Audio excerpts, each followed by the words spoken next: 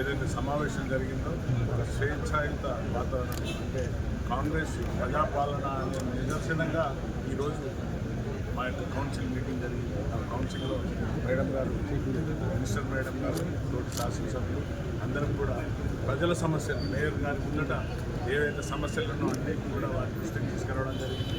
ఈ మీడియా ద్వారా నేను మా శాసనసభ్యులైన రాజేంద్ర అన్న గారికి మరియు మా ముఖ్యమంత్రి వారికి ధన్యవాదాలు చెప్తున్నాను. ఎందుకంటే అందరూ వర్షం పడుతుంటే భయంగా ఉంది.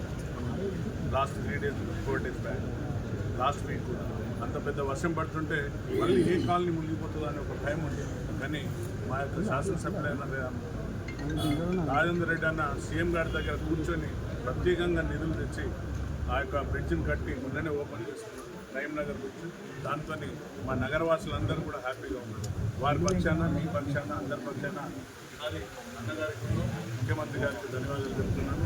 అలాగే నాకున్న 13 డివిజన్ల పైన కొట్లాడి ఒక 250 మందిని మళ్ళీ పారిశుద్ధ్య కార్యక్రమాలు కార్మికులు కావాలని అప్పీల్ చేసిన దానిపైన ముఖ్యమంత్రి గారు సానుకూలంగా స్పందించి మేయర్ గారి ద్వారా వారిని కూడా అతి త్వరలో రిక్రూట్మెంట్ చేసుకుంటున్నాం. ఈ యొక్క నగర ప్రజలను ఎలాగైతే అక్కగారి దగ్గరుండి వారి సమస్యలను ఈరోజు క్షుణ్ణంగా అంటే వారికి కూడా స్వేచ్ఛనిచ్చిన మీడియాని కూడా గొంతు నొక్కే సమయం చూస్తున్నాం. గత ప్రభుత్వం మీడియా గొంతును కూడా నొక్కింది. కానీ ఈరోజు మేము ఎవరిని కూడా అందరికీ మాట్లాడే ఛాన్స్ ఇవ్వండి, వారి సమస్యలు చెప్పనివ్వండి అంటే కొందరు అలిగెళ్ళిపోయింది. సరే, వాళ్ళు పోయే వాళ్ళ కోసం మేము బాధపడడం, ఇద్దరిద్దరు అరవడం చేయడం చేసింది. కానీ ఆయన కూడా మేడం, మినిస్టర్ మేడం గారు ఉండి సమస్యలు చెప్పండి, అధికారులను ఖచ్చితంగా ఎవరైతే అధికారులు పనిచేయారో వారిపైన చర్యలు తీసుకుంటామని కూడా హెచ్చరించడం జరిగింది.